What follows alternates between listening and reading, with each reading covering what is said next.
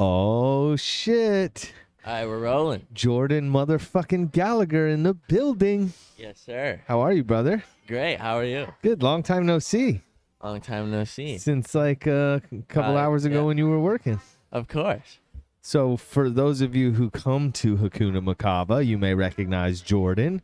Jordan does the mornings for us, Monday, Wednesday, and Friday. Yes, Study sir. hour with Jordy. Come from some kids from college come and they study here, or just homies come and have tea throughout the day, and Jordan takes great care of them. Always. Yeah, dude, we've been wanting to sit down for a while now. Once I turn the mics on, then you're like, oh shit, what do I say? I'm getting nervous. No, don't be nervous. So what I'll do is I'll give a brief history of how we know each other. How's that? That sounds great. So Jordan's mother is my wife Danielle's best friend from upstate New York. And Jordan just so happened to enroll in college down here at PBA. Right around the corner. Yeah, right across the street. And we were doing our build out, and we had hung out a few times before we started doing this. Yeah. Like, we still had the gym when you first started going to school. Yeah.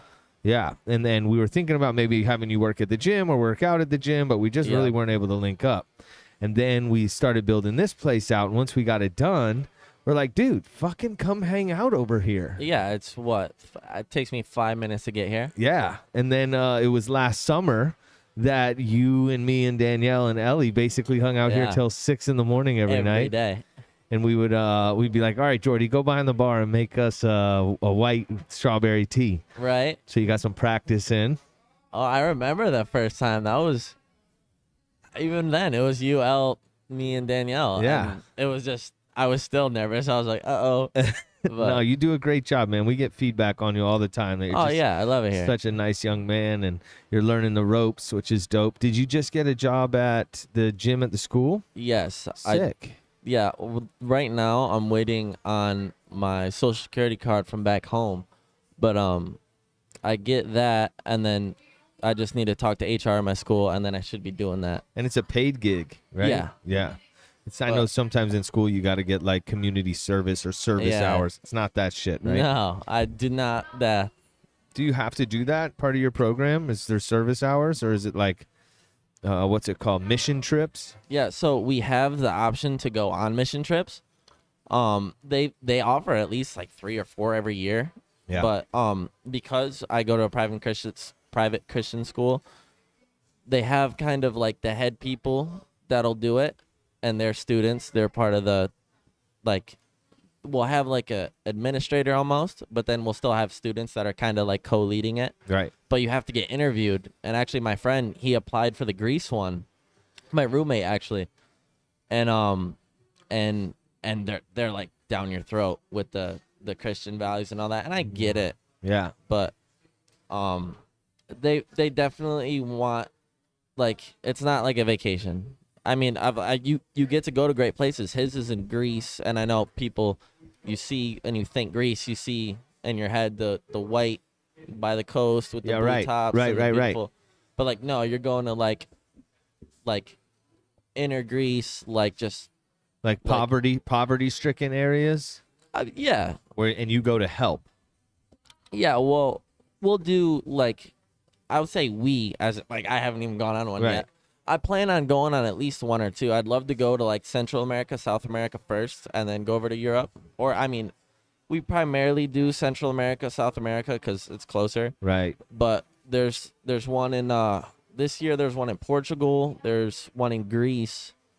I say this year, but they're going to do them this summer. Right. But that's how a lot of people will knock out their community service, because every hour on that trip from the time you take off to you land, that counts. Yeah. So you can get like 2 years worth of community service out, because per semester you need 24 credit hours. To my knowledge, I'm pretty sure it's 24 credit hours. Of community service? Yeah, summer semester, that doesn't count. Right. Well, have you been doing community service, or you still have to do that? So per semester you need 24. I've caught myself in the situation where the semester ends, and if you don't submit your hours by this time, they're not gonna let you register for the upcoming semester. Oh shit. Or you won't submit them, and then you have they'll give you a semester, kind of like like there's a certain word for it, but like they give you like a get out of jail free card for a semester to make up for it. Yeah. I know for the chapel, if you don't, because we also have to go to chapel. We got to go to chapel once a week. So I think that I don't know how many times a year, but it's weird for me because chapel is like, I grew up Irish Catholic. And mind you, I went to Sunday school. I had my first communion, and I kind of just died off after that. So for me, historically, when I went to church, it was quiet, and it was like almost like a meditative state. Yeah. Somber. It's yeah. like somber in the Catholic Church. It almost feels sad. Kinda. Yeah. But I mean, I remember when I was little, like I would just sit there and like I would pick and choose what I retained. I mean, even now I probably got some type of ADHD. Yeah. But I almost got like, I was so little and it was like so like chill. I would almost get like an ASMR experience. Really? Oh, all the time. I would I'd be falling asleep. Yeah. I mean, but it wasn't like I was like a kid. Like I didn't retain a lot of it anyway. I remember that from the Catholic Church too. I grew up Italian Catholic. Yeah. And we would go to mass, and I remember like I can't keep my eyes open. It's almost like well, you're so little hypnotizing. and you're like you want to like run around and you want to do stuff, but like when you just sit, you put a little jittery kid in one place. It's just like I'm tired. Like I retained what I retained, and I like to call myself religious. Definitely not as religious as a lot of the people I'm around at PBA. Right. But their beliefs tend to be very strict, especially here. In what way? In like their daily values, like drinking and shit like that? Oh yeah. So this Kava bars actually is what like a not a typical, but a lot of PBA kids who they won't touch alcohol, they won't touch weed, right? And like this is their typical go-to, and they kind of and Kava and Kratom that's their like that's where they like dip their toes in, and they're like, okay, like we can do this, like this isn't like frowned upon. Yeah, well, I think it's a great alternative because of course, usually you go to college and it's like you spend the whole time fucking wasted, drunk, or hungover, and it's kind of like the college experience. But it's so detrimental. Like so many kids get wrapped up in nonsense because of the drinking at school or fights or whatever. And I'd imagine being like 2 blocks away from Clematis, there's a lot of opportunity to go out and party. Oh yeah. Well, also at our school, it's like people will say PBA is a party school, PBA is a party school. I remember my freshman semester, I went to a soccer party, and I went to like a couple lacrosse house parties. Right. But PBA, they say it's a party school because it is, but like the party is Clematis. Like we don't have frat houses, we don't have sororities. Like and like I think we have one sorority, but like they don't have a house. It's all like super Christian values. Like they don't do anything like a cliche sorority would do. Right. But no, because of PBA, the kids you get here, a lot of them, because like mind you, we go to a private Christian school, and I want to say more than half of these kids that go here, they've been in a private school setting or a private Christian school. Their parents, they don't hold their hand, but from what I experienced, they kind of just like you're going to a private Christian school because like that's what you're gonna do. And like we don't want to risk putting you through public school, and it's almost like a sheltered upbringing. Yes, very sheltered. And so what happens when these kids come to PBA, or a lot of them, is you'll get these kids that go ape shit. Yeah, freshman first semester they go nuts. Yeah, and well, that's common with young people who have grown up in a sheltered upbringing, and then they go away to college. It's like it's mayhem. Well, and a lot of the kids here, they're going to college just because it's the next thing to do in them for life. Like for me, like my mom and my mom, me, we both have personal loans out. We have federal loans out. Yeah. My dad helps out, but like this isn't like just because it's like the next thing in line for me. Like this is like I could have not went to college and saved money, or I go to I go to college and this is my initial investment. But like, it's not like, I mean, obviously not, college isn't a walk in the park for anybody, but like for these people, it's kind of just like the next thing that they do, because they kind of just have it all paid. And a lot of the kids here, the way their parents set it up is to like paved the way for him. Because Yeah. PBA, it's like I give the school the credit, but it's super easy to get into. Really? Yeah, and but also As like long as you pay, you're in. yeah, it's a very expensive school, like Ivy League, but it's because it's a private school. Then again, private Christian school, they're generous. So like, I have, I want to say like it's like $16,000 scholarship. Wow. And then they give you the Pell Grants, and then you get your federal loans. But like no loan money per year. I want to say I get at around like half, like 22,000, 24,000. Whether it's the Dean scholarship. I remember I got a Pell Grant. I used to be in FBLA in high school, Future Business Leaders of America, so they give you like $2,000 for that. Yeah, they want to give you money. If they have a reason to give you money, they'll give you the money because not everyone has $40,000 to go to school. Yeah, annually, a year. Yeah, that's wild. Yeah. But it's going to give you a leg up in life. You know what I mean? And I know you're busting your ass to get good grades. Yeah. So It what is I not usually easy. like to start this conversation with is a very simple, who are you and what do you do? I am Jordan Gallagher, and I am a finance and international business major with a minor in public relations. Dope. I say that, but I mean, a lot of the initial courses or the requirements between finance and international business, at least, a lot of them are the same. Right. There's maybe a full semester's worth of classes that aren't the same, that might be global business specific and not finance specific. Right. But public relations, it's around the same thing, but those are more like, I mean, I want to say they'd almost be in like a communications type of class, but I also haven't gotten there. Right. Because technically in terms of credits, I just finished my sophomore year, so I'm going to be a junior next year. But the first year, or like the first and second semester, that's kind of like your gen eds. So it's like I have English composition, humanities, college algebra, and then like my first semester I took business classes wise was intro to business. I took that in high school. Really? I took like a introduction to business class my freshman Was year it in a high school. similar curriculum like when you were in this? Oh, very. Yeah? Yeah. It felt like, oh, I've taken this class before. Yeah. Well, like obviously they go into it a little bit more. Right. And the teachers, because I was at Montrose at the time. Montrose was the first high school I went to when I lived in Pennsylvania with my mother and my stepfather. And then I ended up going to Maine Endwell with my dad and my stepmother junior year. But, yeah, so it was intro to business, information systems for business, which is kind of like a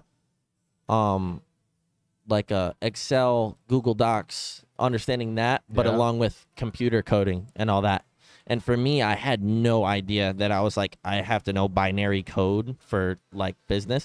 And it makes sense because this is the next part in life. It's not high school. You can't like just not study the whole time and be fine. Like you actually have to learn stuff, and like you're going to need to know a little bit of everything. So by the time you get that degree, like you have it for a reason. Right. Like you know what you're talking about across the board. Well, you just took your finals for this semester? Yes. All of them? Everything's done? Yeah. Last night at 10:30, I was here till 3:00 in the morning last night, because just like old times, just like last summer. But yeah, I had a final and a final project that we also had to present in global business. Financial accounting was a final. Macro was a final. Principles of finance was a final. I say final as in test. Yeah. And then what am I forgetting? Financial literacy, which is an online course, but we had a final test in there as well, and we had to develop a personal financial plan. It actually just was introduced to the college, like this is the first semester they teach it. One of my she was my principles of marketing teacher and my first year experience teacher, or professor, I should say. And she taught it this year, and she's a great teacher. She cares about the kids. She loves the kids. So how'd you do on your midterm or your finals? I did great. The only ones that were like not nail biters, but like you were gonna be fine. But it was just like it was still like, all right, it's final season. Like you gotta study. You're gonna be stressed out. Yeah. It was macroeconomics, and last semester I had micro, and micro was insanely hard. Microeconomics is just small scale, like within a business economics, and then macro would be large scale, like Ukraine, Russia, like worldwide. Yeah. But so yeah, macro, I got like a 76 on that, and then I got on the financial accounting I got like a 72, which is like not good.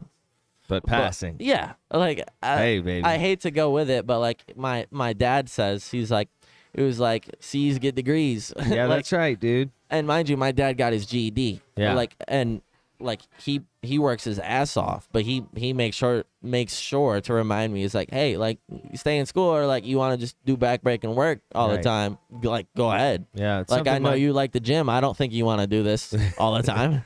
That's something my dad told me for years, was that there's people who make money with their back and there's people who make money with their mind. Yep. And what, not to say that those backbreaking jobs are so important. And Oh, it's yeah, we so, need 'em for we're sure.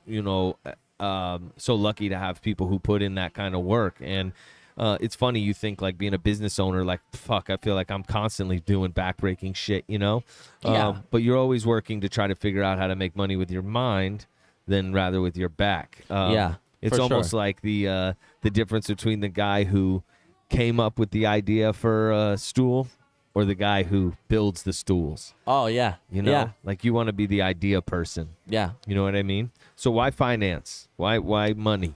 So It's a silly question. So for me, a lot of it kind of revolves around my grandfather, because me growing up, he was the dude who had money. Like any birthdays, anything, he always made sure I was more than good. Sports season, he got me my equipment, all that. But he had money. He was a businessman. Just me being young, he was a businessman. He was making like conference calls, and he had the pool, he had the big house. But I wanted to take after him, and by my freshman year of high school, I said I want to do intro to business. Like, Grandpa, this is the elective. But then once I learned all of that intro to business based on like ground level stuff, then you go, well, you have economics, you have finance, you have international business, and I was like, okay, well, finance by definition is the management of money. Like, if you can get a college level degree, I mean, for me, this is English. For other people, they're like, why would you want to do finance? But for me, it's, I didn't grow up poor by any means. My parents spoil me across Right. the board, and my grandparents. But if you can get a degree in the management of money, like, come on. Right. Like, that's, for me, that was a no-brainer. It was like, everyone loves money. Money, it makes life a lot easier. It doesn't save your life. It doesn't, like, because that's a whole conversation. But for me, it was, if I can get a degree in the definition of the management of money at the college, a 4-year college level, Yeah. that's like, okay, that's a good job. That's a great salary, which would translate for me.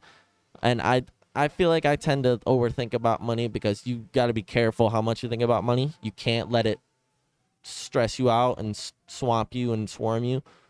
But for me, it's like, if I have a degree in that, I'll be good. Like, I can manage money. Yeah. Like, I'll have an education. Your own and other people's. Yeah, because my grandfather also made it very simple because I told him, before I went to college, I went to him because he's always been the idol growing up. Like I said, he always had the most money. He took everyone on the family vacations growing up. And I always looked up to him because, like, he did everything. Right. He was the family backbone. But so yeah. Wait, where was I going with that? What, something your grandfather said to you? Oh yeah, I had asked him what I wanted. Like, I had told him I'm going to college. I know I want to go to South Florida, because he had a house at the Bears Club, the Trump. Well, it used to be the Ritz-Carlton. Yep. Now it's the Trump National in Jupiter. He had a house there, and we'd go on vacation there like every year. So I was like, Grandpa's a businessman. He makes money. He lives in Florida, or at least he has a house in Florida, and he has residency in Florida. And I was like, okay, I want to be a businessman in Florida. I found out what finance was. I was like, okay, I want to manage money in Florida. I mean, you look at the two only, I mean, me personally, the two only states that have a future in terms of like just markets and just, I mean, you could get political, and just for me, it's like, it's the only two states I really trust. Which Home, are? it will always be home. Florida and Right. Texas. Oh, Florida and Texas, yeah. Yeah. And mind you, my uncle, he's in Texas. He's a ticket broker. Well, he used to be a ticket broker. Now he does commercial and private real estate, and he's doing phenomenal. Yeah. Um, It's a great time for fucking real estate. yeah. But I was going, I'll go off track That's all cool, night. man. That's cool. We got all night. But where was I? Yeah. So I talked to him. I said I want to be in finance, and then I asked him, is there anything else that like any things like that you think, any majors you think like, because anything big anyone ever did in life, they went to him. They said, what do we do? What do we do, or what should I know? Because he knew, he did everything. Yeah. He's the backbone. And he told me, he was like, international business. He said, international business majors, the way the world's heading, the way the world's going, is that you will never be out of a job. And me being the like ambitious, like he gave me a taste of like that you can have a lot of money, you can live a good life, you can live a great life, you can provide for your family, for other people. And so me, I was like, fuck it. I'll go finance and international business, and I'll fucking throw a minor in there too. Right. So I did finance and international business, and then a minor in PR, public relations. But no, to elaborate on why he said international business, though, he said the way the world's heading, and companies and international companies and countries, they're going to need to trade. And he told me in terms of language, like you can learn a language, but realistically, like US, like English, everyone's going to have to learn English. Right. And he didn't mean that to be rude or anything, but it's like you can get this degree, but you don't make any your advisors, don't let them tell you need to learn another language.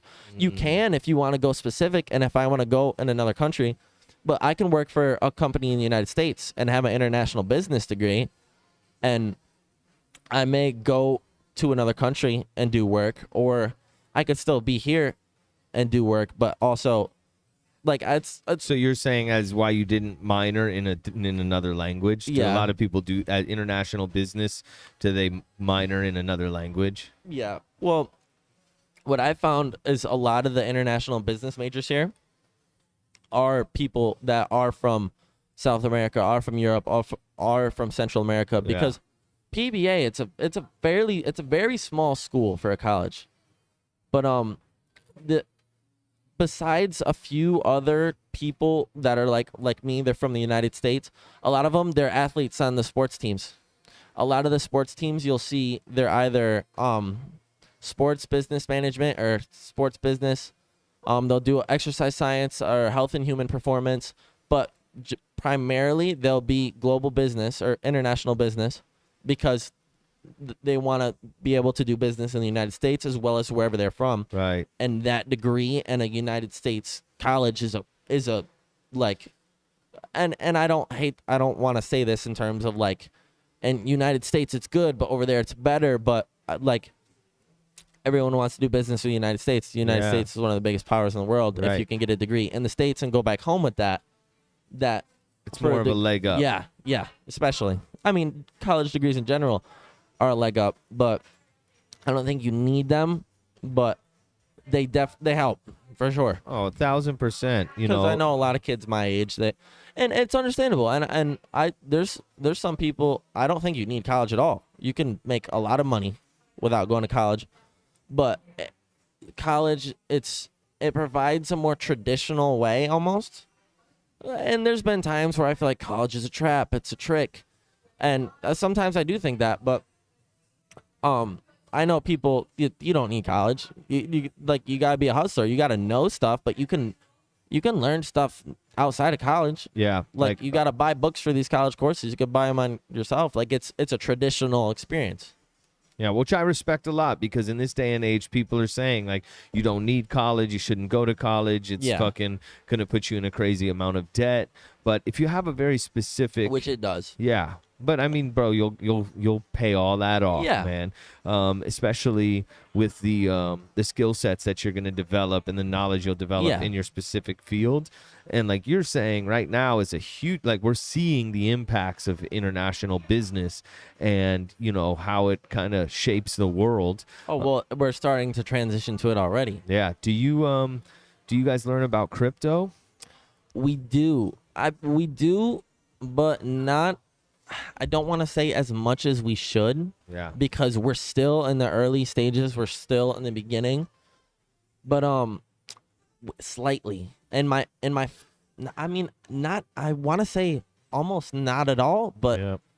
I mean, any kid, like, because I was actually in the investment club. I only went like a couple times, but it's a lot of the PBA kids that come from daddy's money, or their parents got a chair on Wall Street, or they got a house at the Bears Club in Jupiter, or their friends or their parents are on the island. A lot of those kids, like, we'll talk about crypto in there, but I know a lot of people are very passionate about it, and Yeah. I know a lot of people that make money off of it and do well, but me as a finance major, like, mind you, I just like any other kid my age that or like that goes to business school, I watched Wolf of Wall Street, so I was like, okay, like, I'm gonna manage stock portfolios, Right. and but now a lot of it is gonna start leading to, who knows though, because even right now I feel like we're in a recession. What's going on right now is just, you can't, there's so much stuff going on, but nobody can deny crypto and where it's headed, how established it is.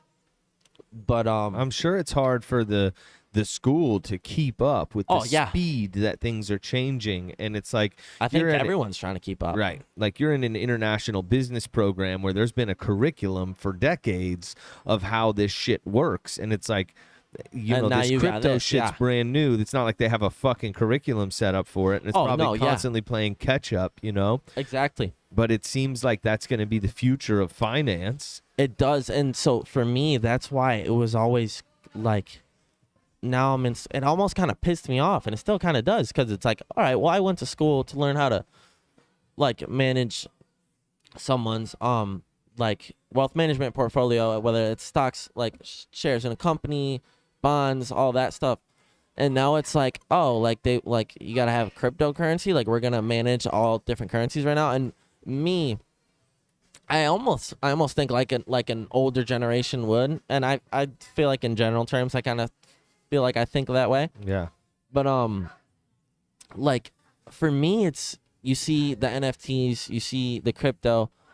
For me, like, just like, what's the word I'm looking for? Like, at face value, when I look at NFTs, I see another pump and dump, another way to launder money, another way to get out of taxes. And don't get me wrong, like, that's people, like, that's what it is. Right. But it's also, it's just hard for me to grasp.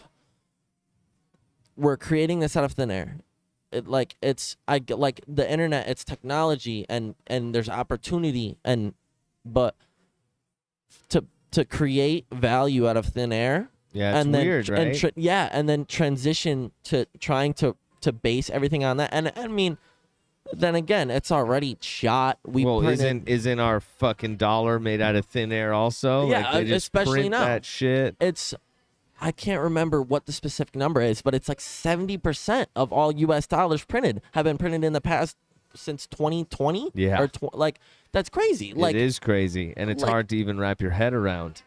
And then you got what? The top 1% owns what? 98% of it. Yeah. So it just makes you wonder, like, and I mean, this could be me just being broke right now, but it kind of makes you wonder, like, what the fuck do you do with all that money? Like, I get it, it's power, but like, there's so much. I mean, I don't know.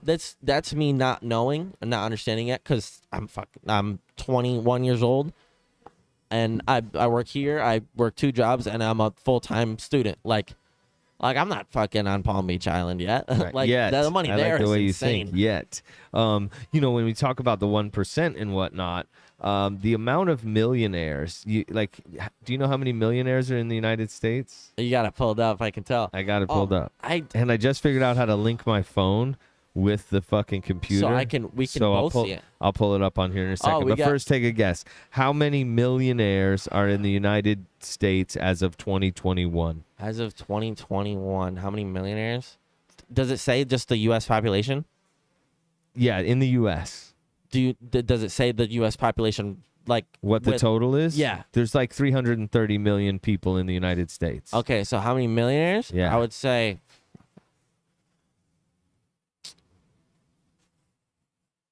330 million total people. So that I would put like 60, 70 million, 80 million. Oh, that's high. So it's It is actually, high? let's see how well this works here.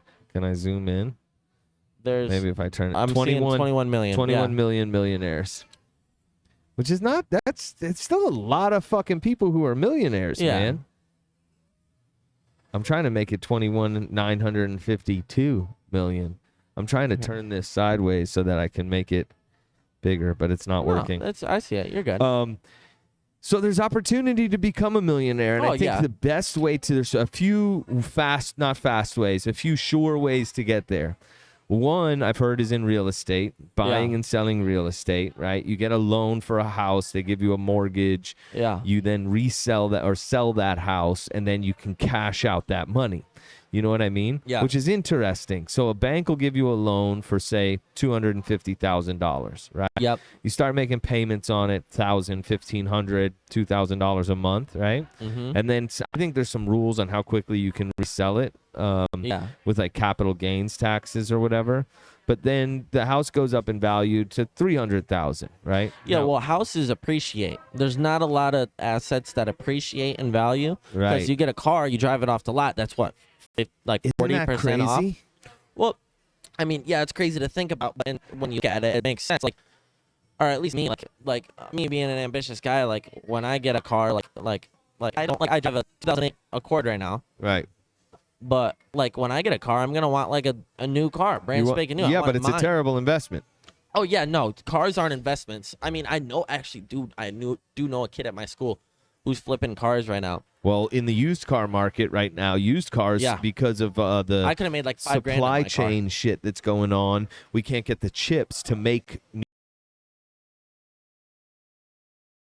new cars. Yeah. So used cars values are through the roof. But to me, it's just insane that you buy a fucking, Bentley, drive it off the lot, it's worth 40% less. Yeah. But if you buy a fucking pair of Jordans, some what are they called? Like Dunks or whatever. Yeah. Those are going up every time they resell, man. Yeah.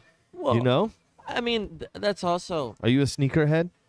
I used to be a sneakerhead in high school. I kind of, like I said, the older I get, I almost turn into like not an old man, but like a minimalist. Yeah, a minimalist, because I also realize, like, I don't know, like I know millionaires, I know billionaires, but I don't know millionaires and billionaires that spent all this time on being a sneakerhead. Right. But don't get me wrong, I was in high school. I had my first pair of like real Jordans were probably Wolf Gray 3s. Those were my favorite. It was either the Wolf Gray 3s or the Sport Blue 3s. I think they were the Ultra. And then I got a couple pairs of 4s. I always wanted the Carmine 6s. I always wanted the Gamma 11s, but I had never ended up getting them. But I mean, I just got to the point where it's like, I don't like, at least right now, I'm like, I don't have the money. Like, I'm not going to drop $300, $400 on shoes. Right. Or the place to store them. Yeah. Like, but even my uncle, he was, that was one of his fun little things. Cause once he's at a point financially now where he can have the fun hobbies and fun activities. And for a while he was just reselling shoes. And really? And the perks of the business was, shit, I got the freshest J's that just released, like whenever I want. Yeah, there are people who do make money buying and reselling shoes. Oh, yeah. Listen, if you're fucking motivated and you have a hustler mindset, you can make money doing anything. Yeah, you took the words right out of my mouth, dude. All right, well, speaking of high school, you have gone through quite a crazy transformation. Oh, from Montrose to Maynardville. well, just your transformation from high school to now, yeah. physically. Yeah. So Thank you. I have some images here that I'm gonna share. Oh, perfect. All You right. get to pull them up. Yeah. This is So great. I don't want you to. Don't be embarrassed. But this is a great. This is great. And then we can talk about your journey. All right. So this is Jordan. Yep, I know. and I then see the picture. And then you'll tell us what age you were and how long ago this Oh my gosh, was. that I think I Let's got. see here. I can see it in your phone. I know it. Boom. Yep. All right. So wow. See, you used to look at me and think he's fragile. He's I was the same way. Now you look at me and just think look it's at how fat. I'm holding the weight. I'm using the whole, like, my frame, my body. Like, if you look at where my feet are and where the dumbbell is, it's in a straight line because that's the only way I could structurally support holding that weight Right, up. with your legs. Yeah. So there's that picture. Yep. Right, and then we have this picture here, which you got a little bit of bicep action going on there. Yeah, I think that's just the lighting. Because, I mean, yeah, Here's another picture. You love basketball? Yeah. I used to love basketball. I still do. I do like basketball. I definitely fell out of love with it almost. But I also think that's just because basketball nowadays is kind of getting soft. You think so? Yeah. I mean, I don't watch it as much, and I know there's a lot of hardcore basketball fans, but I have a hard time watching, like LeBron. He'll just get fouled and he'll throw his hands up. Oh yeah, it's almost like turning into soccer. Yeah. So those I are almost have pictures more of respect you. for soccer How now. long ago were those pictures? The first picture, I was probably 7th, 8th grade. Okay. And then those other pictures was freshman year in high school. Yeah, so 4, 5, 6 years ago. Yeah. All right. This is a recent Oh, here picture we go. of Jordan. And mind you, I'm right now in that picture, I was probably 160 pounds. And I'm not going to sit here and say I'm insane. Of course, I'm wearing Calvin. Bro, you look fucking insane. Yeah, but I do look insane. That's also what? That's lighting. That's a camera. And it's a pump. I probably got 9 grams of pump product in me in that picture. What does that mean, pump product? All right, pump product, like main 2 ingredients would be citrulline and arginine. Are they like water retention? Kinda. Not kinda. I'm not gonna sit here and act like I know what I'm talking about, but I Okay. know enough about This thing it. goes They're slow, called man. vaso or vasodilators. They basically open up your blood vessels and your there's vessels, artery, like all that stuff. Look at But this. they basically allow for blood flow. So there's 6 grams in the pre-workout I take, and then I take an extra 3 grams or like a 2.5 on top of that when I get to the gym, and that's just me, like being a gym junkie, loving like, cause you get, like you inflate. That's me with a pump, lighting, and a camera. No, and lots of work in the gym. Oh, of course, yeah. Lots of work in the gym. Yeah. What happened? At what point did you say, all right, I'm ready for a change? Ooh, I'm ready. I think I was actually lucky because I was always ready for a change. I never like growing up. Everyone's like you twig bones. Right. So my sister used to call me Bones, and my sister she could get away with it. She could fuck with me. Right. But like she'd always call me Bones. I'm like, damn. I'm like, all right. Twig, fucking. And I was like, you look at those pictures of me, and I was a walking stick bug. I looked fragile. Like if you were to watch me cross the road, like I was a chicken crossing the road, you would be like watching me cross the road being so skinny. It was like, oh my gosh, like is he gonna fucking snap in half? Is his leg gonna just fucking? But where were we going with that? Oh, where did it start? Yeah, when did it start? When did you and what did that look like for you? Because I feel like you told me it was like COVID lockdown. It was middle of COVID lockdown. So mind you, I wasn't here. I was in Pennsylvania, New York, back home. Yeah. And so at the time, I got lucky. I got really lucky. So I worked at a trampoline park, and as COVID's going down, and it's a trampoline park. Those are one of the first places to shut down. So and this is the unemployment is being handed out. Yep, unemployment. And so my plus, parents, yes, plus. yes. My parents tell me, they're like, all right, like you probably shouldn't do it. You probably don't deserve it, but like take it. Like it's free money, take it. So well, listen, if you qualify for it, yeah. Yeah. So, but so I got, at first I was getting like $260 a week for nothing. Just what I started before I hit the gym. I would play FIFA all day, chill in bed, smoke with my friends, and chill with them. Like, we'd go to my friend Wyatt's house, got the bar, and just drink, smoke there, chill, whatever, talk about whatever the fuck we're doing in high school, riding four-wheelers, whatever. And then, yeah, that's what we would do. But then, about halfway through, my friend Andrew, he's kind of same frame as me, not same frame, but same frame, but little bigger boned. That you got like the, I don't know all the names. There's like the ectomorphs, the mesomorphs, and the, but he was like me, but he was always a little stronger, a little wider, just bigger boned, wider. Yeah. And obviously stronger than I was, but I remember this is before quarantine. He went to college, and the kid he went to college from was from a neighboring school.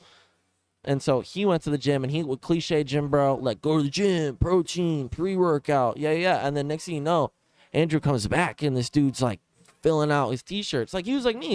He's kind of skinnier, but filling out his t-shirts. And everywhere we go, all the girls are like, oh shit, Andrew.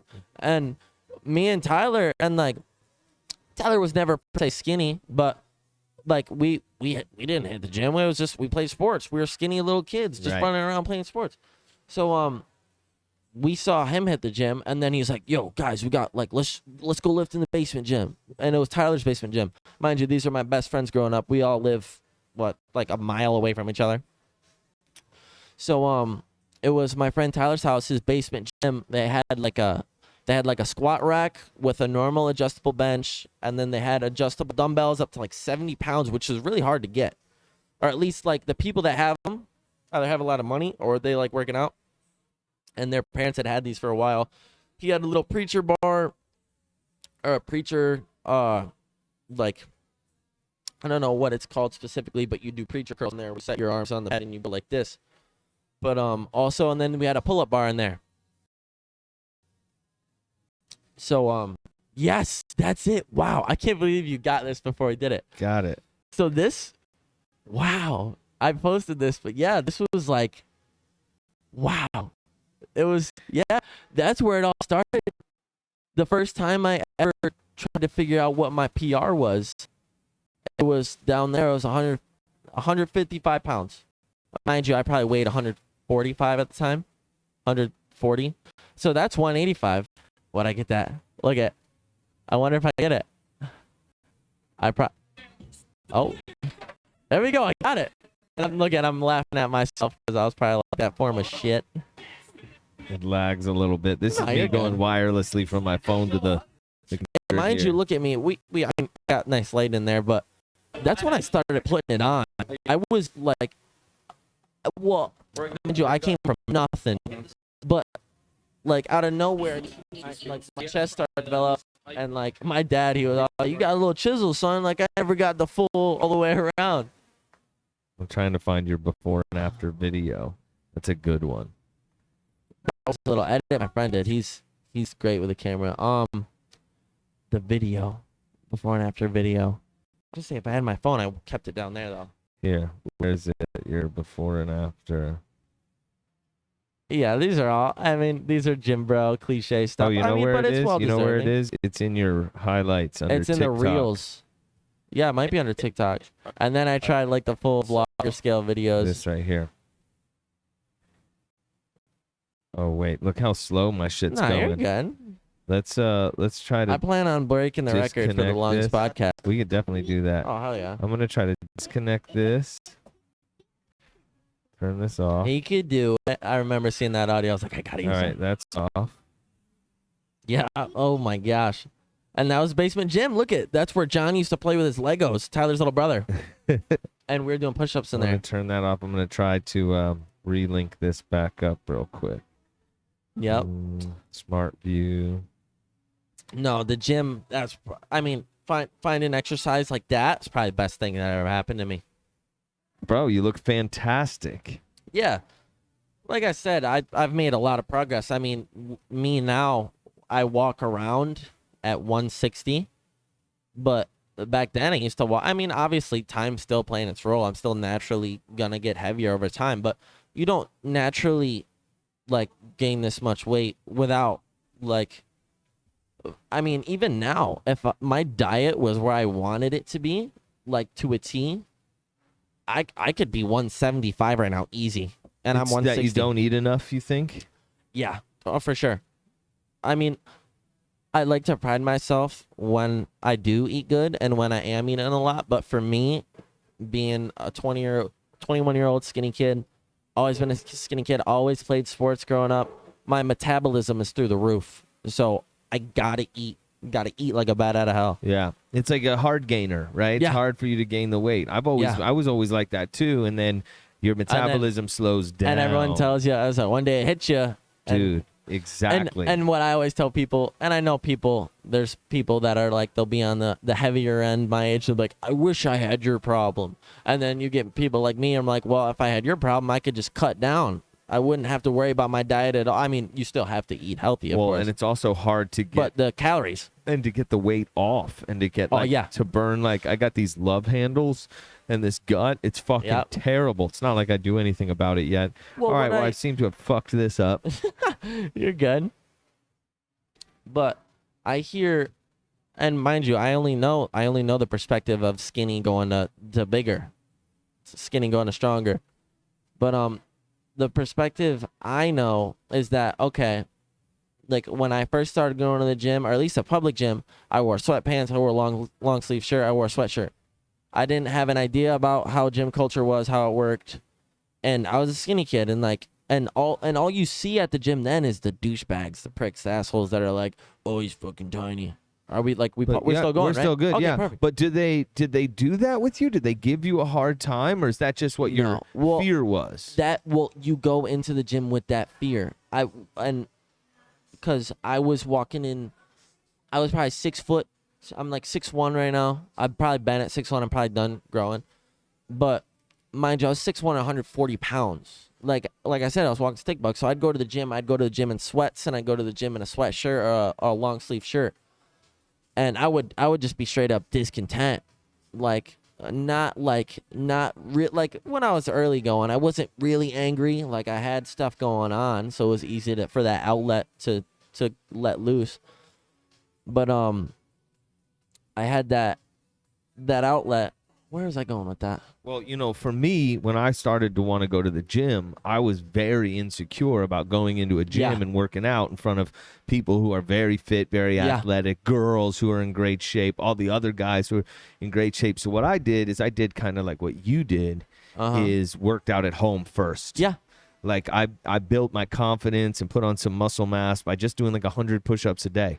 I just started off with. I used to do the Ray Lewis, the 52 cards. If you don't know what this is, Ray Lewis, he used to be a linebacker for the Baltimore Ravens. I mean, I'm assuming a decent amount of people know who Ray Lewis is, but Ray Lewis is a beast through and through, just a linebacker beast. And what is his philosophy? The 52 cards. So what he did in high school, because his family situation growing up, to my knowledge, it wasn't good. People were beating up on his moms, and he was so angry and he was so upset that he told himself, I'm gonna do push-ups so I can defend my mom. I gotta get strong so I can defend my mom. So he would take a deck of cards and he'd go through the deck of cards. This 2, 3, 4, 5, 6, 7, 8, 9, 10. Those are worth 10 push-ups, 10 push-ups, 10 sit-ups. So. And then Jack, Queen, King worth 10, Ace is 25, and Joker's 50. At the peak of when he was doing this, he would go through the deck twice. And I don't know what that translates to or how many. Holy shit. He would go through the deck twice a night. And you can only imagine what that'll translate to, especially if you got the diet behind it. And he's not like me. He wasn't like a skinny kid. Like, he already had the mass. Right. So when you build on top of that and force your body to change like that, of course, he's going to be a beast. He's a unit. But so I never went through the whole thing. I think it was my sophomore year in high school. I think the most I did in one night, I did like 212 push-ups within like 3 hours. Really? But it was terrible form. I mean, now my push-up is 10 times. But I was like this, and I was like going half reps after a while. But I was pissed. I was pissed with life, pissed with so much shit, and I was just like, fuck it, I'm mad. Like, I'm gonna do push-ups. Like, Smart, dude. Yeah. A lot of people find very unhealthy outlets for that anger and that, like frustration with where their life is. And the best thing you can do Is is exercise. yeah, turn it into a positive. A lot of people say that what our biggest problem in this country is that life has, or in the world really, in developed countries, is that life has gotten too easy, right? Oh yeah. And we don't go through the physical adversity that we used to. So we create all this fucking like turmoil in our own heads. And the best way to get out of our that, own problems for right? sure. And the best way to get out of that is to put yourself through physical adversity, challenge yourself physically, even mentally. right? Like, I mean, the Joe Rogan's a goat. We're on a podcast. Yeah, absolutely. They talk. I used to watch back when I went to the Inn Gym in Montrose. It was a small little gym under the thing. They had a one-person sauna in the men's bathroom, and every day before I went there, because it was a 20-minute little commute there from my house in Brackney, and I would watch a Joe Rogan video, and he talks about mental adversity and physical adversity, and you don't know what you can do until you put yourself in a position to like kind of prove it to yourself that you can do it or overcome that adversity. 'Cause, Right. you see people like a lot of kids I go to school with, they've been catered to their whole life, and then you tell them work like they've never worked a job in their life, and then one day you tell them, all right, work a 20-hour work week, which is nothing, and and it's not their fault, which is kind of the sad part. It is to a point, but it isn't. Where were we going with that? We were talking about Adversity. Yeah, adversity, and how you got to turn your frustration to physical adversity, and it kind of counteracts it. And you come out after a fucking crazy ass workout, and you don't give a shit about anything. You actually you feel this sense of pride, and that sense of pride can change your emotions and your perspective. Yeah, I mean, a lot of when I would go to the gym, I mean, everyone has their story. Everyone has their own issues, their own problems, whether you're rich, you're poor, this or that, wherever you come, anything. Everyone goes through the problems. Everyone has their own thing. But for me, what I went through, I feel like it's significant enough. And for me, being a skinny guy, I go to the gym, and that's where I got it all out. Like, anything I was pissed about, issues with school, home, anything, relationships with people, like, it was me and the weights. I fucking put my headphones on. I fucking dry scoop my pre-workout. I used to sit in my car and blast fucking, like, I remember for a while when Machine Gun Kelly's album dropped. It was like Skillet, Monster, Animal I've Become. I listen to a little bit of everything, but I tend to listen to the extreme shit, like, cause something that makes you want to kick somebody in the throat. No, yeah, fuck.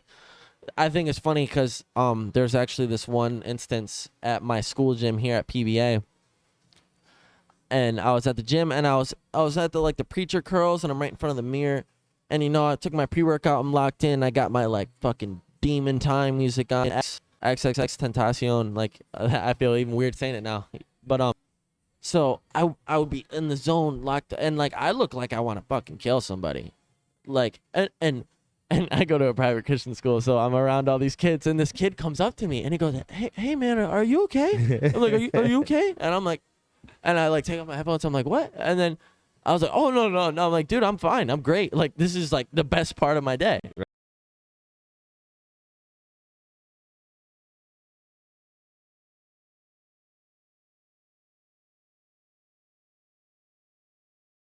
Right? Like, this is like my sanity. Like, I look like I want to kill somebody, but like, I'm great. Like, this is what I need.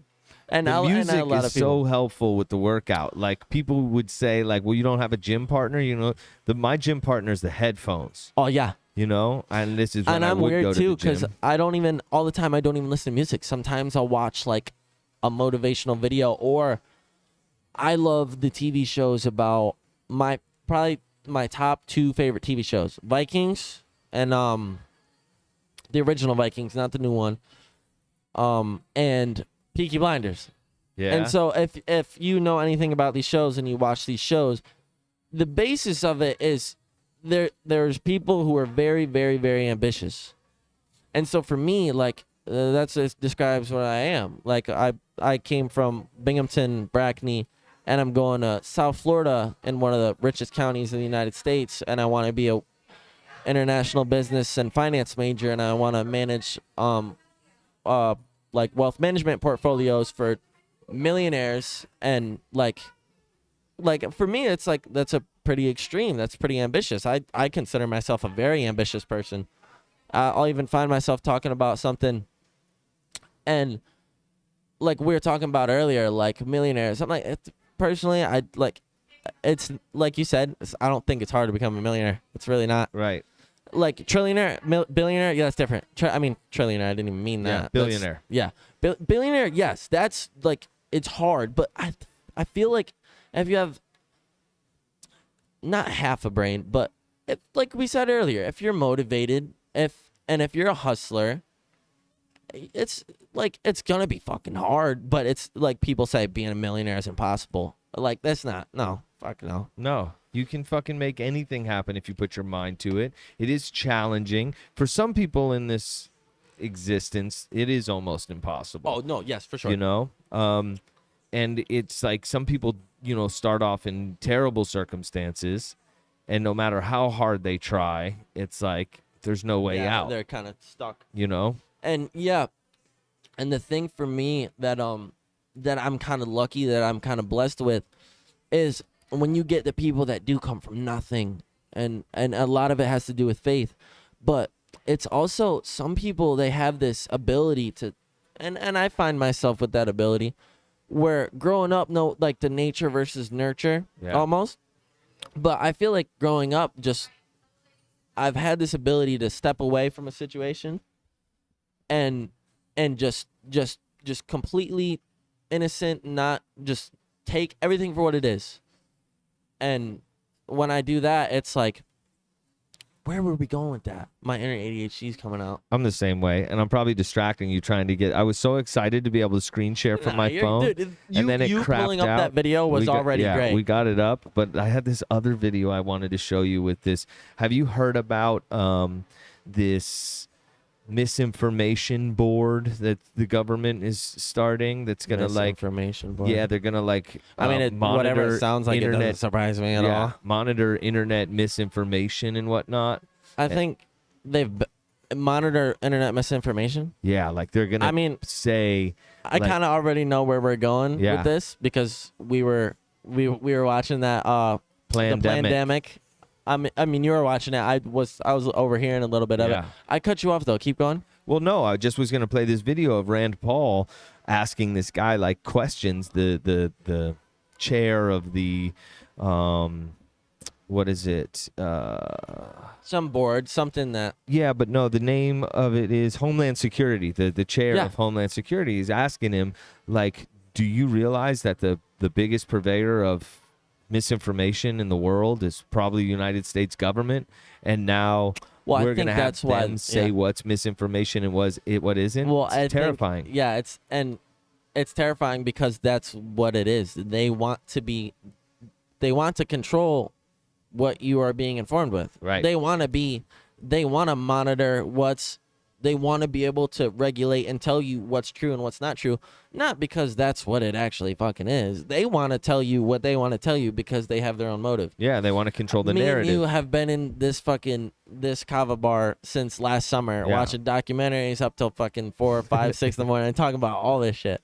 But yeah, I mean, I feel bad for a lot of people. You just see some shit going on and it's just whoop, right over their head. Right.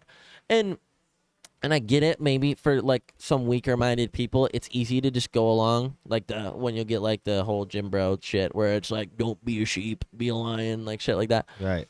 But no, yeah, I mean, even now, like even YouTube, they took away like the dislike number, so you can't see. Because from my knowledge, it was fucking all Biden's shit. It was getting so many dislikes that like. Is that what it was? Well, to my knowledge. Right. Because also, I'm getting my knowledge from fucking Facebook, Google, like who the fuck knows who actually has control over this shit? Yeah, and that's the challenge. Gotta is like use our fucking DuckDuckGo. That's right, and we don't know what's real. You could be watching.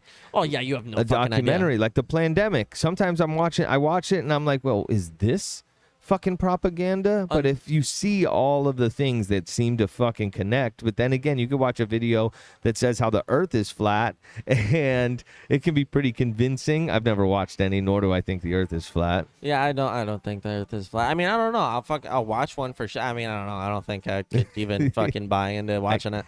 I can't wrap my fucking head around it. I know. I think it's Kyrie Irving. He's a player on the Brooklyn Nets now. He used to be on the Celtics and the Cavaliers. He's a baller, ball handler, dribble circles around you. But for some reason, this dude is fucking insists that the world is flat. Like, won't shut the fuck up about it either. Or like, I don't know. Maybe he's using his platform to tell people the fucking earth is flat. Or I'm telling you, maybe he found one of these fucking videos on YouTube that have convinced him that the earth is flat. Like, I remember fucking when was that? There was like I was fucking like in middle school. There was like a mermaid documentary that came out, and everyone was like, "Look, mermaid's real." Honestly, I wouldn't be surprised. I have Tiny's signature up here, Brittany.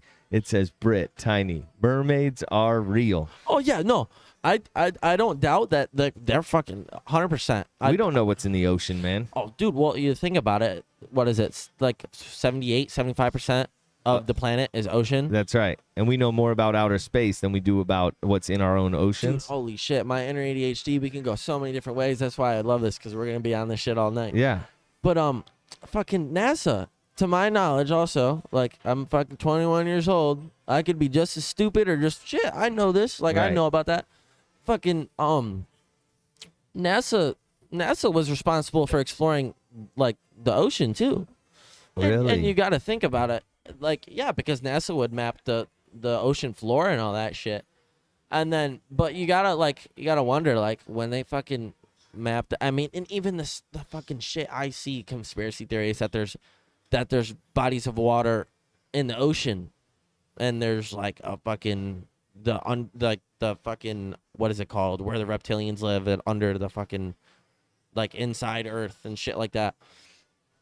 But where the now fuck you're speaking my language, right? I knew we were gonna get into this shit. I have a feeling that there are fucking aliens in the fucking ocean. They've been there for millions of years. Did you see the oil spill or something in Mexico? And no, the when the ocean was on fire. Yeah, and fucking, cause Simpsons has this weird shit where they predict shit like this. Yes. And then in the Simpsons episode, it showed like, pipeline, like underwater pipeline blows up and like unleashing fucking hell and demons and shit from like the like inner Earth out. And in the original video, you see like the fucking ocean is boiling lava, like just a hole, and you're like, what the fuck? Like, I thought it was a trailer for like a movie. Right. And then they're like, no, that shit's fucking real. It was real. Like, oh, that's fucking great. Like, wouldn't be surprised. There was all the some shit that's happening now. massive explosion off of the coast of Florida underwater that they said, I can't remember what they said. They were testing something. It was like a nuclear bomb went off underwater. No shit. And I can't help but think there's like, they're just not telling us what really happened. Dude, there's so much shit that first of all, we don't know, and B, that they're not fucking telling us.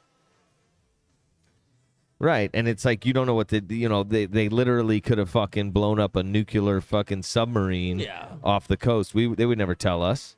Oh, no. I mean, they pick and choose. Just like going back to what we said earlier about fucking, they want to make a board or something about, they want to monitor what you're seeing and what you're being told and making sure it's true or not. No, they're not making sure it's fucking true. They're making sure you're getting their narrative. So you play by their rules. Or if you're a fucking sheep, so to say, you retain what they want you to fucking tell you. Because, I mean, I hate to say that's the way the world is, but like anybody with a fucking brain that thinks everything the news tells you, everything, or like, well, not even with a brain, but with anybody that's had the courage to see both sides. See, what if they're telling us the truth? But also, what if they're not? Right. What if there's something behind that? What if there's an ulterior motive? Right. Anybody that sees that shit, like, for me, like, you know that, like, dude, there's so much shit we don't know. There's so much shit they haven't fucking told us about. And, like, who the fuck knows? Like, we probably got at least, like, 2 other races of, like, human-like species. And even if you think about the universe, and this is a fucking crazy thought too. My roommate, not my roommate, my suite mate, he's a very, very fucking smart kid, brilliant kid. And he was like, and he was having a hard time with religion a little bit. And he's like, well, Christianity came from Earth. Like, we're just Earth. Like, there's fucking planets, galaxies, the universe. Like, there's so much shit. Right. Like, for anyone with a brain to think we're the only, like, advanced species that has shit going on, like fucking cars and shit. Right. Like to think that we're the only thing and all of that. Like, you look in the sky, that's a whole nother fucking, that's another moon. That's another fucking, whether it's dead or not. All the stars are like, it's another sun that fucking could have a planet that has life on it. They found planets that look just like Earth that would support life. But they're too far to fucking register what's going on. Right. Kind of yeah. Yeah, but I think they found them on telescope images and shit. I found a video of this explosion in the I'm glad water. we're starting to get into like but the I conspiracy can't, theory I want shit to and fucking aliens. be able to share it to the TV. I mean, to the computer. Maybe. It's that I can't. It's like freezing up when I try it. I'm gonna try one more time. Yeah, you're good. You talk about this shit all night. I'm just glad I finally got on this thing. Took me long enough. Yeah, I'll tell you the honest truth, dude. I've been feeling so fucking weird recently. I have I don't know if it's fucking COVID or not right now, but like they call long COVID. There's this thing that like you like had it for a while. Well, you have it and then you have all these fucking symptoms for a long time afterwards. Like I have like fucking chronic lethargy, being lethargic all the time. I get these fucking dizzy spells and shit. I can't think clearly. Yeah. It's fucking weird. It's scary. You know, if you were to put your tinfoil, what did we watch last night? Right. If you were to put your tinfoil hat on and say somebody wanted to make a virus that would slow down the opposing military or forces or populations, like it would look just like COVID. You know what I mean? Oh, fucking wouldn't be surprised at all. I mean, just look at how sketchy this shit already is. All sorts of my friends are telling me all the time, like, I just don't feel right. I feel like I fucking can't think clearly. Yeah. A lot of people that got COVID, a lot of people aren't the fucking same, whether they want to admit it or not. And for a while, I didn't want to admit it, but I'm like, dude, come on. I've always had low-key fucking stuffy nose. Right. I've always been a little congested. Always felt a little more fatigued. Yeah. But well, even the thing with your shoulder, like I don't think I've talked to you about this, did I? I don't think we talked about it in depth, but I'm like, dude, you said like everyone's got shit going on with their right fucking shoulder. With their shoulders, with their joints. So what some people think is that COVID is like a lifelong autoimmune disease, right? Which is like similar to like arthritis, and it could be triggering arthritis in a lot of people. Yeah. You know, my uncle just had to have full shoulder surgery, reconstructive surgery or whatever. That's gotta be hell. I can barely lift my left arm at I times. have issues with this. It's weird. Everywhere I go, somebody's like, "Oh, my fucking shoulder, my shoulder," and it's like there's no injury tied to it. I don't have any. I didn't injure my shoulder. Well, you know? That's the thing with me too. Because if anything, I tore. Minuscule. I got lucky as a dog, but I tore my left labrum in high school football my senior year. Me being a fucking 140 pounds before the gym, I was a skinny guy. I was fast. So I ran like a 4.7. Or no, I might be lying to you. It might be a 4.8. What's that mean? And 40-yard dash of 4.8 seconds, 4.7. I ran a 4.8. I think 4.7 wouldn't be lying to you. But I was skinny and I was fat. So I was on kick return, on punt return.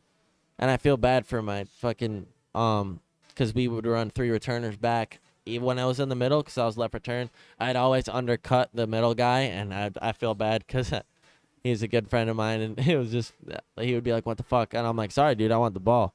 But so going to the fucking shoulder shit. So me being a genius with a fucking sticky ass glove on, being a 145-pound kid, I'm carrying the ball in my right hand, and I go to stiff arm the dude on his fucking helmet. I'm 145 pounds trying to stiff arm somebody. Yeah. I'm stiff twigging. Right. Like, so of course I go down, my shoulder fucking rips out of my socket, but it's like a suction cup. So it popped out and it all like it kind of went back in. Jesus.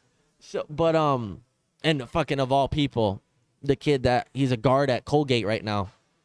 I think he's starting because Maynando, we're a very big sports school. But he comes up to me, starting guard at Colgate now, and he goes, "Get up." So me being fucking weak as shit, saying, "Take my strong hand." He picks me up with my right hand, and my arm is fucked. Like I feel it all the way down my shoulder through my elbow to my pinky, and I was like, fuck that. And then, so I tore my labrum. We come to find out because I got not an X-ray, a fucking MRI. Wow, I feel stupid for not knowing this. But then, so I went to PT for months. It took me 3 months just to get my arm like vertical. And Got it back. And you got that video already? I got this back. Okay. Let me play you this. This Here is we off go. topic a little bit, but No, you're good. let me play this. I was just buying time.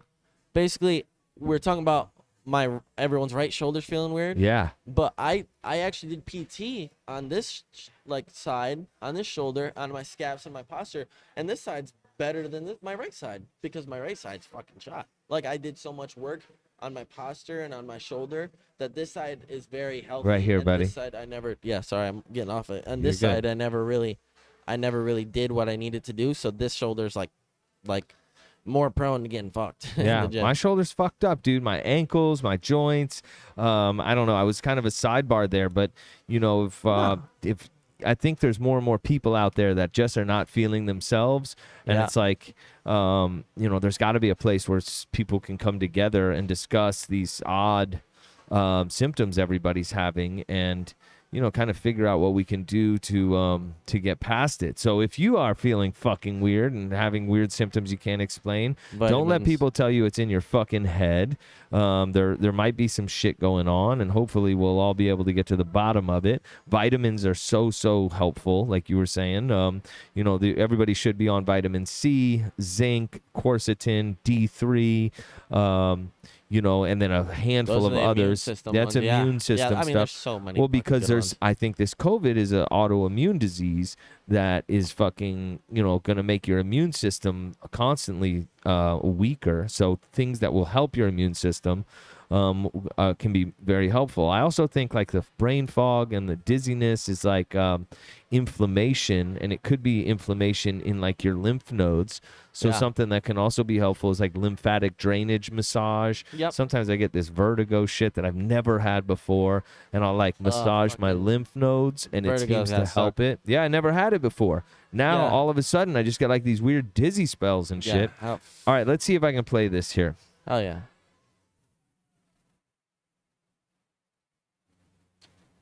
Watch live. Russian disinformation.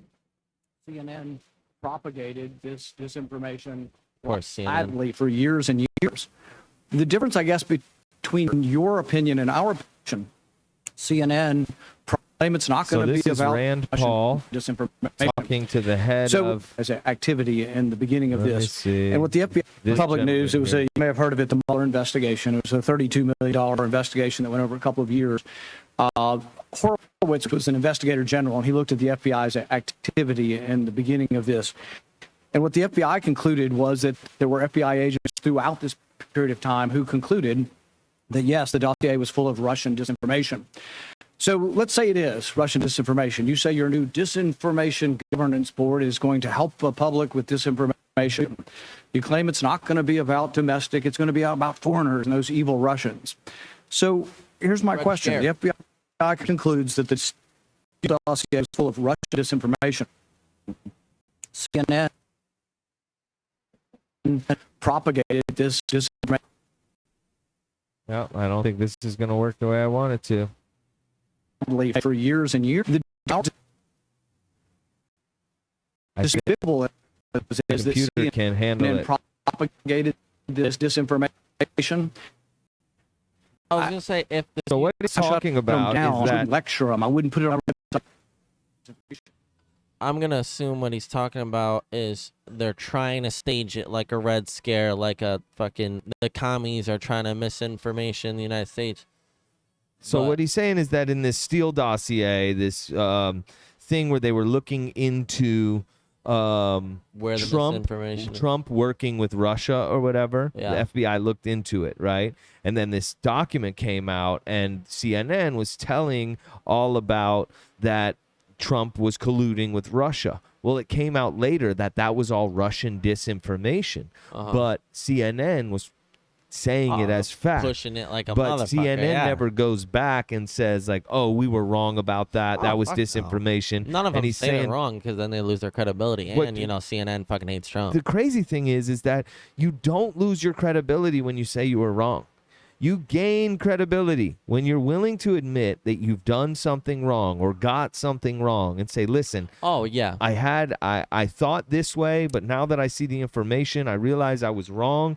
And here's the information that as I've learned it, you then gain credibility Yeah, with the people you're talking to. I look back and saying credibility. I mean, not credibility, but like they lose their like. No, but you're They're, right. They're afraid they're going to lose credibility.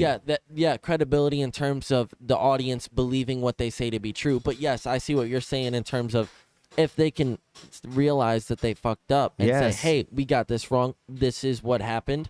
Then they're gonna be like, for me, when I thought about credibility, it was like, oh, like, well, why are they gonna fuck up again? Why should I bother at all? If you're watching but it, if you're they're going to be willing like, to oh, do this that, is... that is a in terms of some viewers, they'll be, oh, okay, like, well, they give a shit about giving us the right shit. They just got the wrong shit. Yeah. It's like, imagine if you have a friend and you're talking with a friend and a friend gets something wrong and you find out that they were wrong, but the friend doubles down. And the friend is saying, no, it's this. And it's like, we they both just, know. like, die with You're the like, lie or some I'm shit, not, yeah. right. I'm not fucking going to believe anything you say. But if that same friend comes to you and says, listen, man, I got that wrong, you're going to be like, I know I can trust and believe that even if my friend gets the information wrong, they'll make it right. You know what I Yeah, mean? Which yeah. then you have more respect for that person. And I think it's the same thing with the news. I think, there's so many people who take what the news say as fact and as gospel. Yeah, and that you just can't do that. It's terrible. And I can see why people do that. Like we talked about earlier. Like if you want to look at a cliche way, like the sheep. Like it's easier for them. It's easier for them to take everything at face value. It's like and don't cognitive question. dissonance. Yeah, they just like they don't wanna, and like there are people who just fucking wanna just fucking be on the opposing side and they don't wanna believe shit. But it like some people are just like they don't even want to, and it's not that it's about wanting to. It's about that they don't even. It doesn't even cross their mind, and it's just for me that's bizarre. I'm Like, trying to I find the gotta definition try of cognitive dissonance. But it's almost like when something feels like it's so hard to believe, you'd rather just not believe it than I take get it that as way fact. with like I watched that the one documentary. Fuck, what is it called? It's like the fucking scariest. We've watched it here last Out summer. of Shadows. Yes, I watched that shit. I originally I watched that the first time over COVID, and that shit scared the shit out of me. Yeah, it's like I talking like about didn't sleep for 2 elite nights. pedo I was like, rings. yeah, like pedophile rings and fucking Nazi scientists like in the United States now. Yeah. And I saw a Joe Rogan clip the other day that the caption was Nazi colonies in South America, and he's got the next military dude that knows about bombs and shit and talking about Nazi colonies and fucking human trafficking and all that crazy shit. Where were we going with that? Where were we with that? We were talking about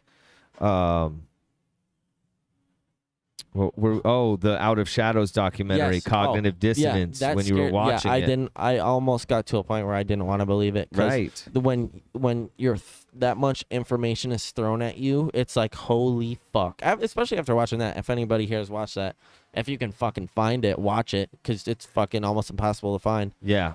But I mean, shit, this could be taken down for us fucking talking about it one day. It could. Or it could be like shadow banned where like nobody can see it, where it Yeah. won't get views just from saying some language that we said. Yeah. But I feel like shit like this needs to be talked about, Yeah, the fucking what is it? The Operation Mockingbird. Yeah, Mockingbird. Where- That's the CIA using the media yeah. to propagate propaganda. Its original purpose at first was to was for the war, and they said they wanted it to boost the morale of the country, Right. just to keep the morale up. So which they would makes show sense. stuff It makes before sense, movies but I'm not in movie saying theaters. that's okay. Yeah. But like you see the little like the ads with like the old animated ads like Uncle Sam, we need you or shit like that. Yeah. And it makes sense why they would do it. I mean, like, does that mean it's okay? No, not at all. Right. Especially if it's not used for good.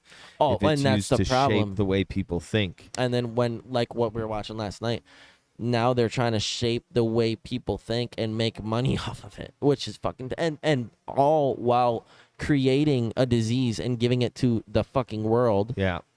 And a lot of people die, and people have died. A lot of people die. People die from COVID, and people die not from COVID.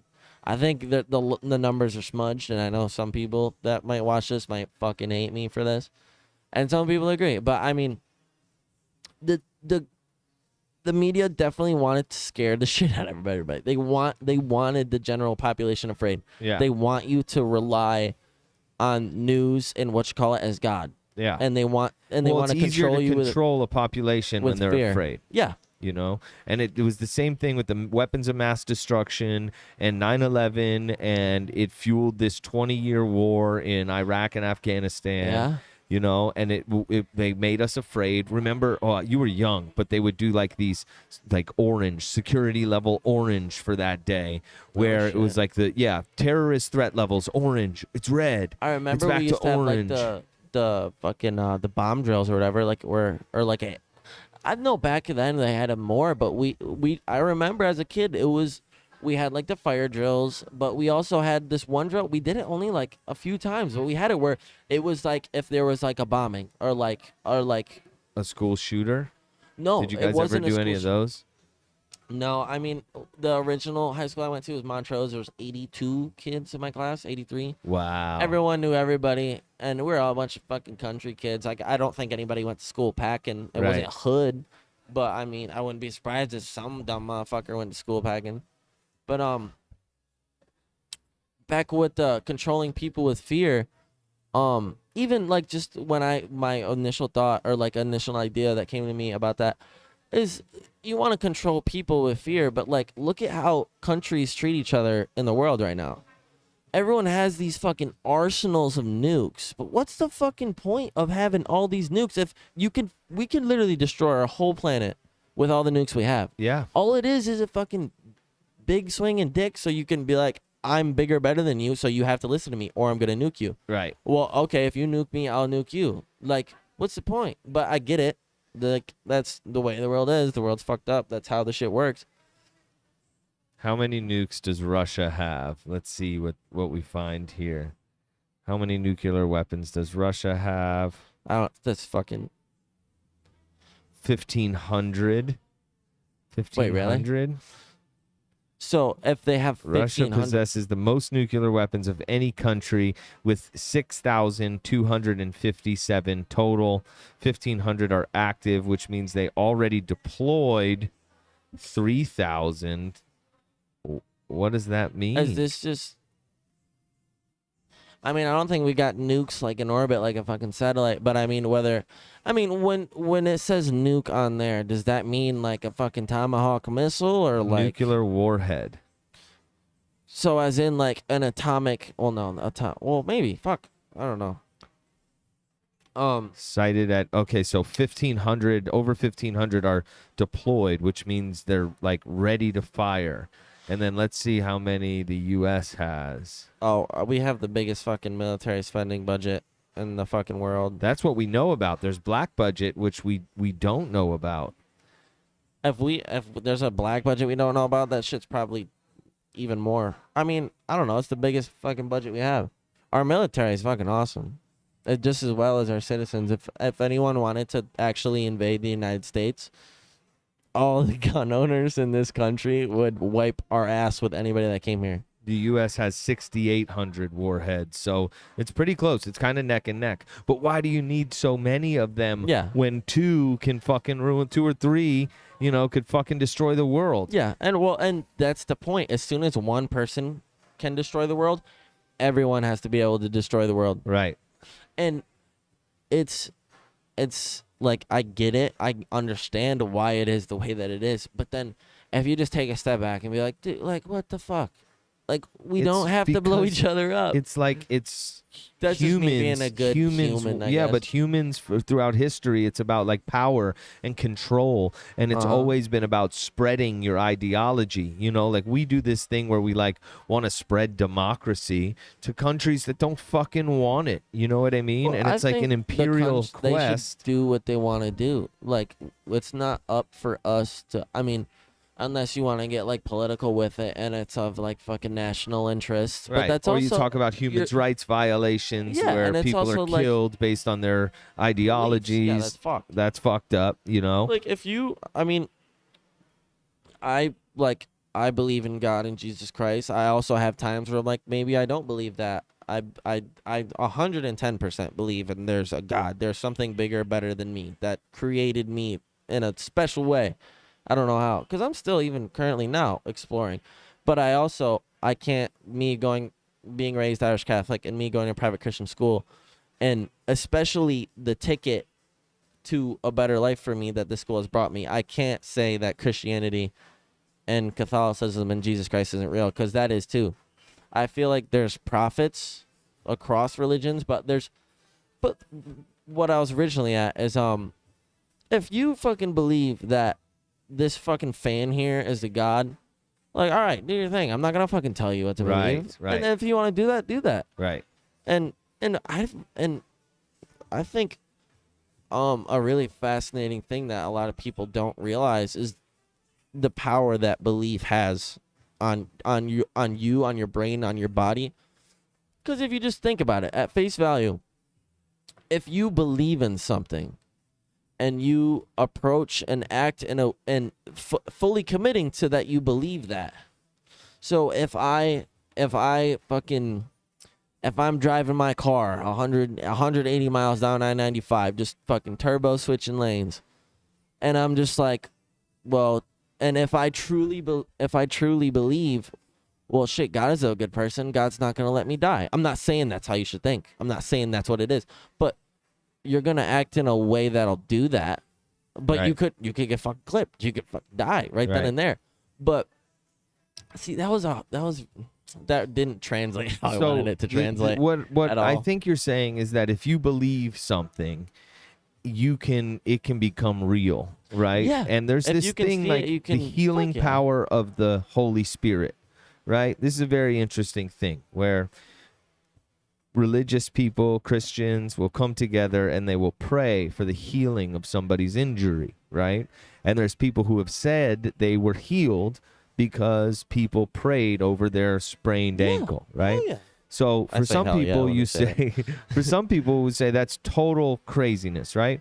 But if I look at it in a way that I know what I believe and what I say, I create, good or bad. I know it. I've seen it happen time and time again, right? Yeah. And usually you have to believe it with undying certainty. Yeah, you can't, you don't hesitate when it comes to stuff like that. So religious people, when you just the idea of that, what I was going back to, if you approach something with the full 110%, I believe, right? You believe, who knows what's possible. That's what I'm getting at, is that religious people who truly believe that the Holy Spirit can heal you, if you get 8 of those people together focusing that energy and that belief in something, who's to say that you can't fucking heal somebody? Yeah, exactly. I remember seeing, you probably saw it too, at first everyone thought like these guys are fucking stupid. It was a pastor in Florida, of course, Florida Energy, right?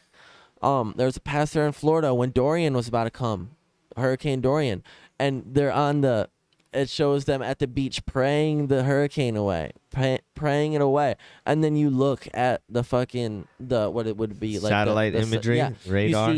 You see Dorian shit on the Bahamas for a hot minute. One of my good friends from PBA, actually, his parents owned. That was terrible. It is terrible. And but it didn't hit our shores. Yes, and going back to the praying, it goes to like right where I'm at, goes to like West Palm, goes to like top of South Florida, and it's like, I'm just gonna keep going up the coastline. It just made a 90-degree turn. It away. And I believe that. Yeah, it's wild, and people think it's crazy, but Some we people don't think it's crazy, fucking but know. no, yeah. I also think that maybe we have a way of controlling storms through HARP lasers. There's these fucking very You strong sound like lasers. some shit my dad would say. Really? My dad does this shit too. Well, they're real. HARP lasers are real, and they can triangulate them. They can take one laser and heat up a portion, a part of the atmosphere, and then another one and another one. They can point these lasers at a specific point in the atmosphere, raise the temperature of that specific area. So you get the currents. And then you get with the hot air up top, and you can create a storm.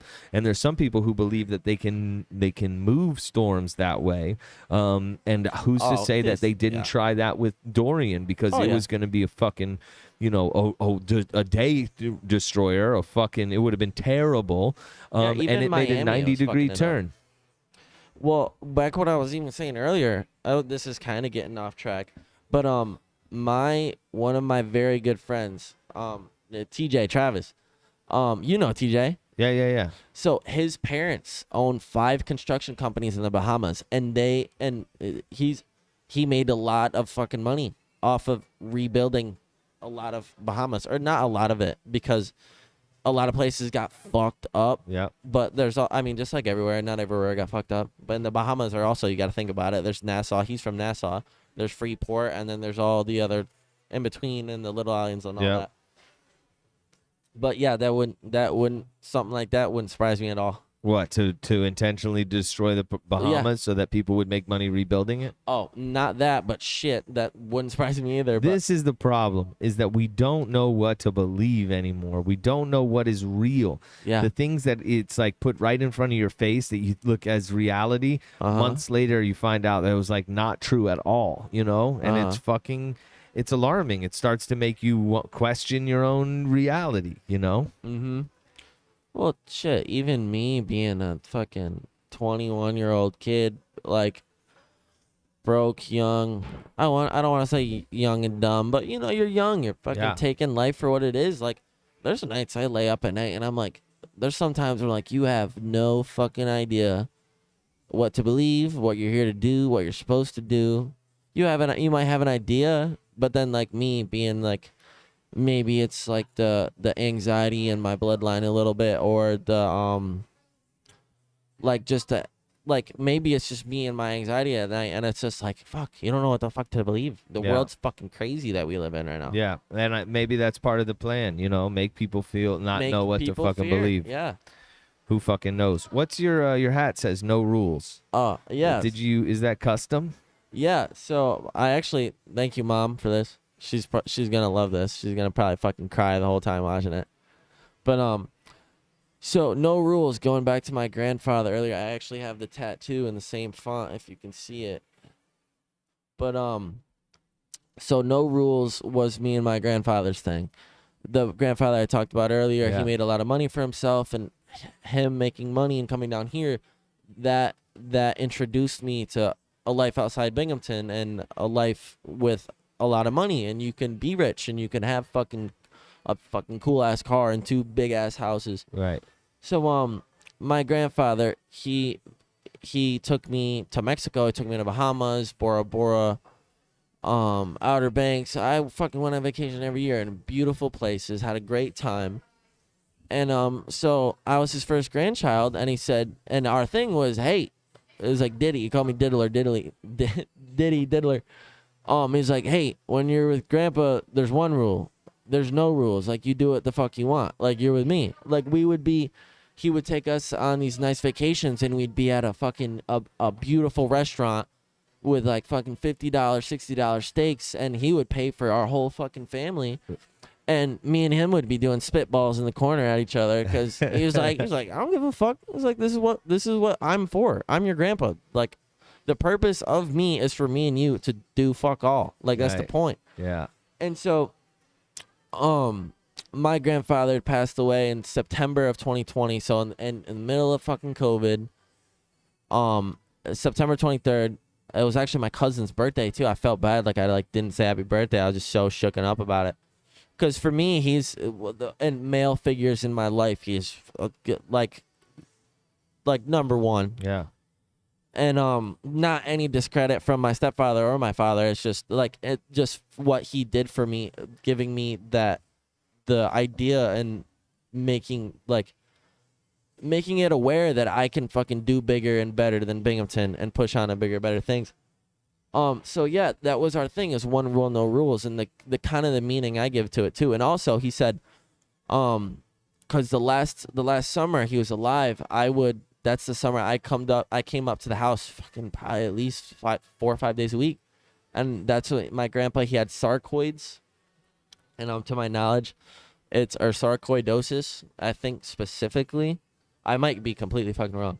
But it's when you have scar tissue in your lungs and in your heart, and scar tissue in your heart is virtually, it doesn't work, it doesn't function.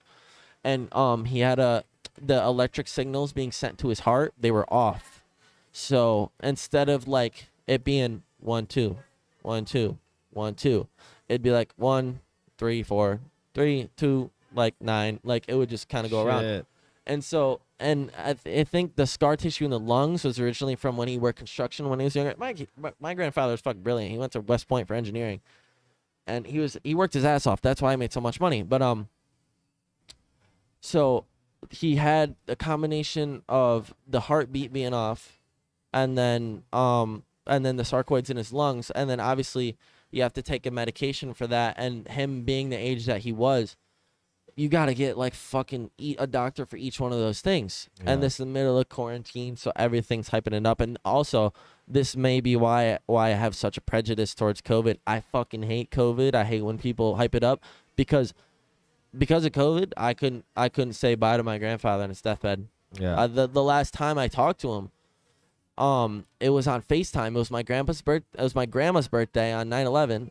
And my uncle was bringing him around on FaceTime at the table, and I talked to him for a little bit, and this was, mind you, this was after like the first really bad scare. I remember I was with my girlfriend, and it was like fucking 4 a.m, and my mom just was screaming bloody murder. And this was the first scare, because to my knowledge at this point, what I've been being told, and I told my mom, I'm like, Ma, this is Grandpa. Like, if there's something wrong, tell me. Like, I'm already there every day. And she's screaming bloody murder. So our first scare, and we go to the hospital, and he's like, he was okay. Like, he was real bad for a little bit, and it was scary. And then from there, it really started turning into, okay, he'll be fine. He's gonna be okay. It's just we just have to do these things, and like he'll get better. And then the part that fucking sucked is just like, okay, like where's the progress? And it's just like it wasn't really getting better. And then over time, when he had passed, we'd actually come to find out I might be wrong, but it was almost a fungus growing in it, and that made it worse. But yeah. So the no rules, basically, this dude was fucking God on earth for me. Yeah. He showed me everything. He fucking paved the way. And I get like my mindset from him too is like whenever like we go to Cortez, so it's a local restaurant back home, and we go out to dinner, and you know, like not everyone's made out of money. I don't want to go there and fucking order the most expensive steak. Do I want that every time? Fuck yeah. Right. Am I gonna order that every time? No, I'm not gonna do that to my mom. I'm not gonna do that to my dad. But when my grandpa and my mom does it too, and my dad does it too now, because they start missing me more. They want to treat me, but my grandpa always is like, fuck it. It's like, do what you fucking want. Get a steak. Fuck it. I don't give a fuck. Yeah. It's like, why do you think we're here? It's like, come on. But where was I going with that? He passed from sarcoids September and the heart, but we were also talking about how frustrating it was that you couldn't be with your family during COVID. Yes. And that was very strange because it was like they didn't want the COVID to spread, but it's like it's your loved one. They're already sick. No, yeah. And not only that, but I've had family members in the hospital that if you don't have an advocate at your side, somebody who doesn't work for the hospital, somebody part of your family, to make sure everything is being done properly and you're getting the best care that you should get and you deserve, things go wrong. Yeah, you know? and it's like just for me, it's like my biggest thing is when we moved him to Rochester because we're in Binghamton. We moved him to Rochester because there's the better doctors there. He was just gonna be in a better place, and like okay, so shit was getting bad, and it was like we needed to be there. Like I think all of us in the family, we knew where it was heading, but we didn't want to accept it. But then so when we had went to Rochester when he passed, I remember like the night before, it was like 11 o'clock. My grandma got the news like he's probably not gonna make it into the morning, like he won't make it past tomorrow. Like we have all this shit keeping him alive, but like we're keeping him alive. His body isn't strong enough to do it himself and bring himself out of that. So we got that news. I was a fucking mess. My like I was and the biggest thing going back to COVID, the biggest thing that fucked with me is that this man being who he was for me my whole life, but like how he motivated me, what he showed me, and just his mentality towards life, like fuck that, fuck it, like if we want to do this, we're gonna fucking do this. Who the fuck like who the fuck is to tell you no? No rules. Yeah, no rules. Like then that's what I like. That's what I give it. Like I want to, and it's also for me, so I can be that person to my grandkids one day. I want to be able to tell my grandkids like, well, fuck it, do what you want. Like, do you think we're gonna fucking like if you want a steak, get a fucking steak. You don't gotta get a fucking chicken sandwich because that's all I can afford. Well, I think it's interesting that you want to in life do so well that you can have your grandkids have no rules, right? Yeah. And be able to have whatever they want. But and I I'm very guarantee you, though, they're not impressed gonna be by little, you like, because shitters. Yeah, because often when kids are raised with money and have no rules, they turn out to be assholes. Yeah. And you have turned out to be the exact opposite of an asshole. Thank you. Well, it's true, man. And I think you've taken whatever opportunity you've had and you use it as motivation to be able to create that for your family as you get older. And you're a really impressive young man, and you got a great head on your shoulders. Thank you. And I think you've probably seen the opposite of that sometimes in school. No offense to your classmates, but you probably see kids who have had everything handed to them, and they become like little assholes. Yeah, well, and I also think I'm lucky. I mean, I'm very lucky. I'm very blessed in a lot of ways. When people say it takes a village, for me, it takes a fucking village. Everyone contributed to that. Like, everyone, a part of my life, whether it's from my second grade teacher, my high school teacher, my aunt, my uncle, my grandma, my grandpa, family is fucking key. Right. And originally, the no rules thing, when he passes, like, I want to get that fucking tatted on me. That'll be like I can look at it every day, and that's the reminder. And also, him being a money dude, I remember one day we were sitting out by the pool, and we were probably talking about golf. I didn't know much about golf, but I'll just talk to him by the pool all day. And he was like, we're gonna get the yacht one day. The yacht's gonna be. He's like, guess what it's gonna be called? And I was like, what? He said, no rules. Like, it's gonna be the no rules yacht. Like, come on. And so actually for a while, I still do this now. There's the yacht club right here in West Palm. Yeah. Fucking the boat show was here not too long ago, and the fucking insane boats here. But for a while I would go to the yacht club, and there's like the Vivier or something. There's always people on there partying or some shit. And like this is where we live. This is fucking great, and that's the motivation too. But I would go there, and mind you, I'd get very upset. Life without him is probably one of the hardest thing is adapting to life without the dude that fucking showed me everything and made it all like attainable, right, or like even recognizable. But I would go there, and there was an empty slot, and I would just sit there and I would look at it, and I'd just try and like visualize and see the yacht, and there was times where I would go there like every day for a month, and I'd sit there for an hour, and sometimes I'd cry, sometimes I wouldn't bawl my eyes out, but I'd cry like a good bit. I'd listen to my sad shit. Like you kind of wanted to cry, you kind of needed to cry. Right. But then there's some days I'd go and I would fucking let a singular tear roll down my cheek, and I'd be like, fuck it, I'm gonna do it. I'm gonna finish what you started. Yeah. Like, I owe it to you, like, to fucking do it. Yeah. Well, I believe that you are going to finish what he started. Thank you. And I Me am too. personally picturing I cannot wait. the No Rules yacht as we speak, man. I think, Oh no, yeah, I know it's it's gonna definitely be in like your the future. black on the back. It's gonna be black and white, but it's gonna be black like bottom and then the top's white. But on the back it's gonna be in the same font because mind you, when I got this tattoo too, and this is the real font. This font is very similar, but it's Right. not the same. When I got this tattoo, I wanted to get the font of the Trump National Club where he had owned the house in Jupiter. So I looked it up, and then my tattoo artist Wes, we got it, typed it out, and even the Roman numerals too was the font we used for it. Sick.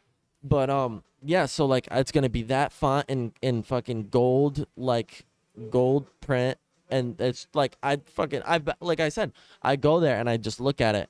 And it's one of those things, like, if you can see it, you can do it. It's just a matter of bridging the gap. That's right. And my friend, he's actually, you guys have it here. I have the same exact copy in my room, and my roommate is reading it.